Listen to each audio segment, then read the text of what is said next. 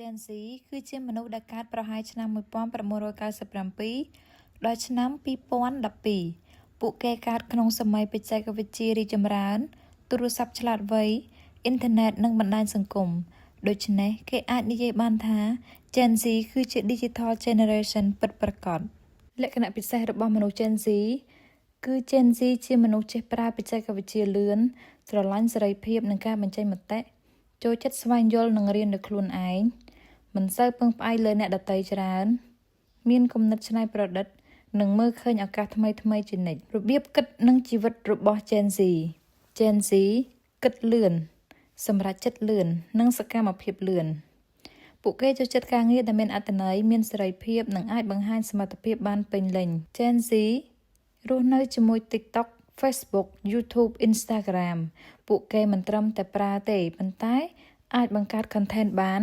បង្ហាញគំនិតបង្ហាញទេពកោសល្យបង្កើតអាជីពតាមអនឡាញផងដែរមាន Gen Z ជាច្រើនក្លាយជា influencer content creator online seller freelancer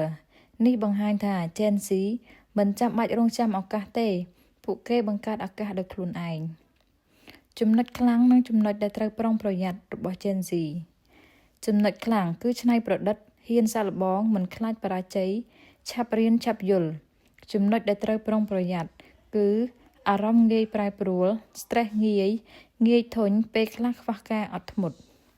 ដូច្នេះ Gen Z ត្រូវរៀនគ្រប់គ្រងអារម្មណ៍រៀនអត់ធ្មត់និងសាងវិន័យដោយខ្លួនឯងសម្រាប់យុវជន Gen Z ទាំងអស់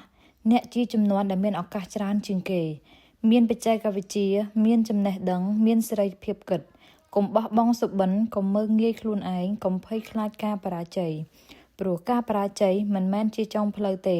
តែវាជាមេរៀនដ៏មានតម្លៃជាចុងបញ្ចប់ Gen Z គឺជាជំនាន់នៃការផ្លាស់ប្ដូរជំនាន់នៃការច្នៃប្រឌិតជំនាន់នៃអនាគតប្រសិនបើ Gen Z ប្រើសមត្ថភាពរបស់ខ្លួនត្រឹមត្រូវប្រទេសជាតិនិងសង្គមយើងនឹងរីកចម្រើនយ៉ាងខ្លាំងសូមឲ្យ Gen Z ទាំងអស់មានកម្លាំងចិត្តមានសុបិននិងជោគជ័យក្នុងជីវិត